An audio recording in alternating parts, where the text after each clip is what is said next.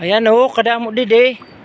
Si boy, pariguan na dida ha. Adi damo dide Pang decorate ko na akong nakamasitira nga Arwaka or Queen of the Night. Ito ang ganda-ganda pa ng kulay. Ayan. Tapos meron ulit dito dalawang isla. Yung isa, malaking isla yan yung tawag dito. Mopay nga aga mga kasangkayan ngayong araw na to ay mag-aano muna tayo mag-virtual shelling. So mangunguha tayo ng mga empty shells dito sa dagat kasi naaalala ko mga 2 weeks or 3 weeks ago ay may nagtapo ng mga empty shells ng ganga or spider conch dito sa dagat. So by this time siguro naman na nabulok na yung mga naiwang laman sa loob ng ganga or spider conch. So yun yung babalikan natin kasi pag ganitong nakababad na sila sa tubig at saka sa naarawan na ng medyo matagal ay gumaganda na yung kulay tapos natatanggal na yung mga natirang laman. So ngayon yung natin pangunguha ng empty shells ay sigurado ako na hindi tayo mahihirapan kasi nga alam ko kung saan tayo pupunta at saka saan may nagtapo ng mga empty shells. Kasi yung mga empty shells ay malaki ang silbi sa akin kasi nga sa pagkahilig ko sa mga halaman at saka sa paghahalaman. Ang ginagawa kong pandekorasyon yung mga empty shells ng lalong-lalo na ng ganga kasi maganda yung kulay ng ganga at saka maganda talaga yung tawag dito, yung itsura ba ng buong shell ng ganga. Kaya yun yung yun talaga yung pinupunterya ko, yung mga spider conch or spider conch na empty shell pag ako ay nag-shelling. So andun na yung kasama ko andun na kasi maliligo sila, yung aso namin at saka si John Michael. Ayan. Pero ako yung ipinunta ko talaga rito ay ang pangunguha ng mga empty shells. Sana lang nandyan pa yung mga shells, kasi yung mahirap lang dito pag nauunahan ka ng mga umang or hermit crabs, mga kasangkayan. Ito yung sinasabi ko. Ayan. Nakikita nyo? Ayan. Yan yung sinasabi ko ng mga empty shells ng ang tawag dito, nakalimutan ko na tuloy. Empty shells ng ganga or saang. Saang yan sa ibang parte ng Visayas, saang ang tawag dito. Dito na sa amin ay ganga. So ito yung tinatawag nila na spider conch or spider conch. So ayan.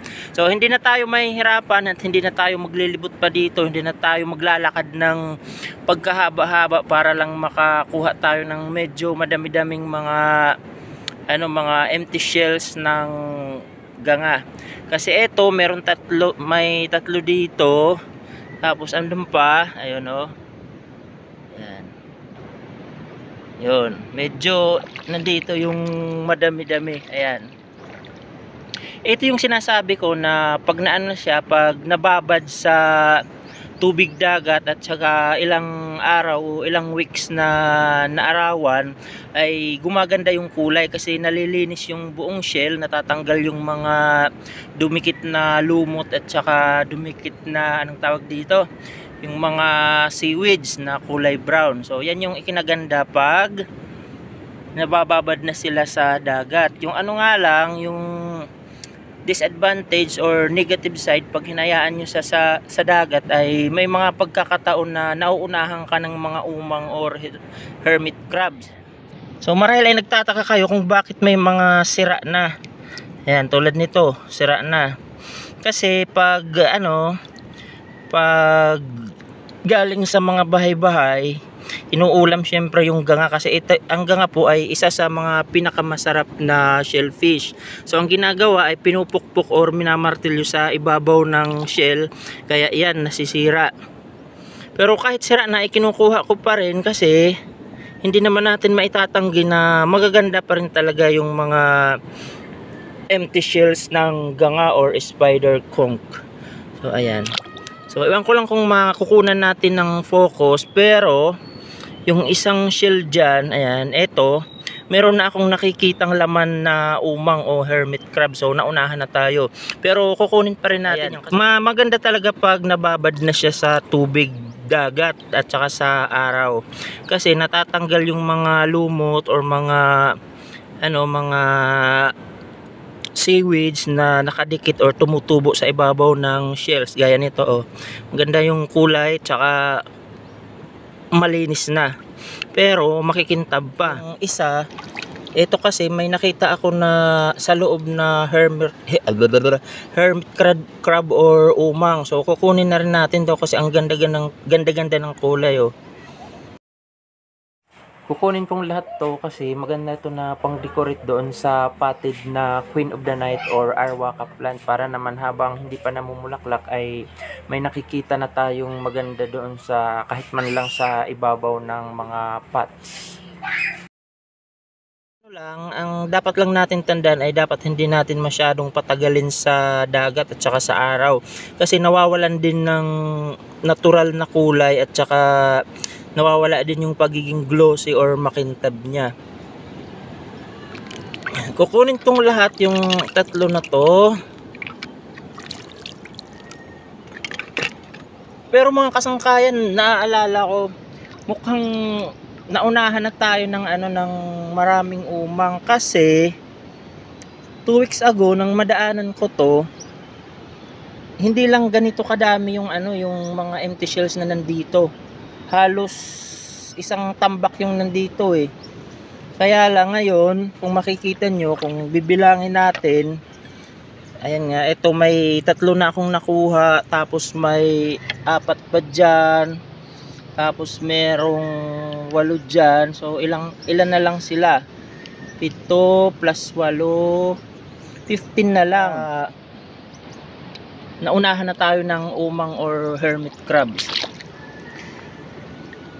Kaya nito mga kasangkayan, ayan o, nakikita nyo, ito, yung isang yan, ayan o, may laman na siya na umang or hermit crab. Yan. Pero kukunin na rin natin ito kasi sayang din naman, ang ganda-ganda ng kulay ng shell.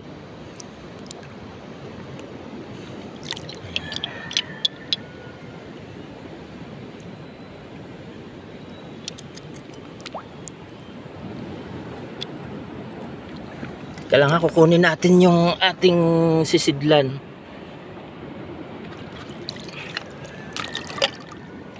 So ayan, may 3 na tayo sa loob. Tapos ito 4, 5, 6,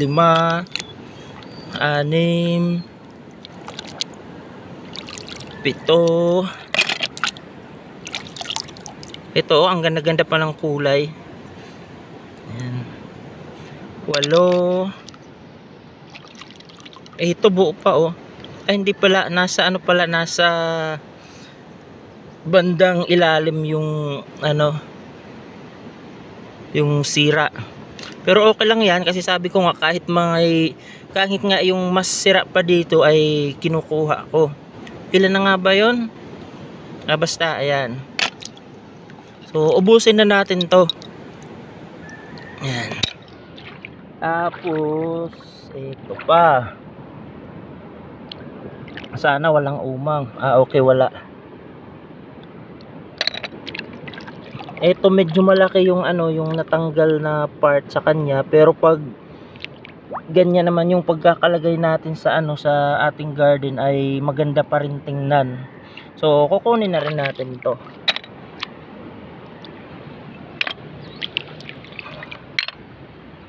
So ayan mga kasangkayan, medyo madami-dami yung nakuha natin.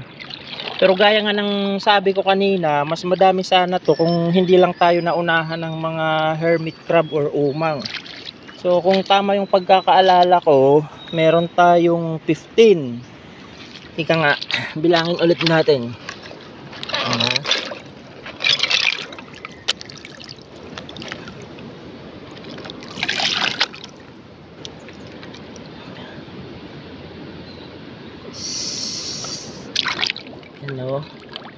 Teka lang, ayusin muna natin.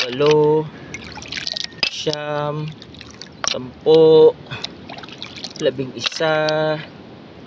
12, 13, 14, 15. So ayan, meron tayong 15 na piraso ng empty spider conch shell or ganga or saang sa ibang parte ng Visayas.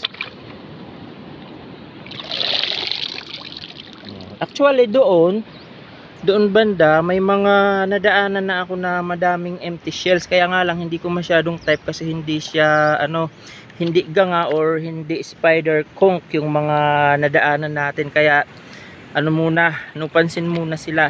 At saka medyo nangingitim na yung kulay kaya hindi ko na kinuha. Ito lang naman talaga yung habol ko na makuha crab. So, hanggang ngayon talaga hindi ko pa alam kung ano yung Tagalog ng umang. So sa mga nakakaalam dyan, please comment down below kung ano yung Tagalog ng umang. So pupuntahan lang natin yung mga kasama ko.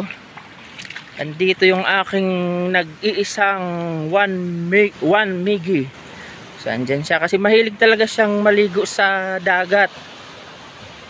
So bata pa kasi kaya palagi kong sinasamahan pag naliligo sa dagat. At saka nandoon yung dalawa naming aso as usual, si Piping at saka si Pulid.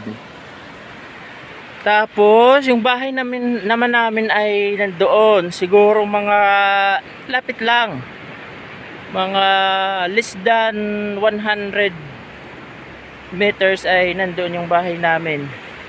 Tapos nandoon banda yung isang malaking isla, tapos mga 5 islets or sandbar. Yung malaking isla may mga nakatira doon, pero yung 5 islets o sandbar na nandoon ay walang nakatira. Tapos meron ulit dito 2 isla. Yung isa malaking isla, yan yung tawag dito Andu Island. Tapos yung isang isla dyan, pinagbabawalan na may tumira na mga tao dyan kasi ginawa nilang sanctuary, fish sanctuary. So yan na muna mga kasangkayan. Damong salamat nga sa patuloy na pagsuporta sa aking channel, at sa mga nanonood nito na hindi pa naka-subscribe sa aking channel, please do subscribe and comment.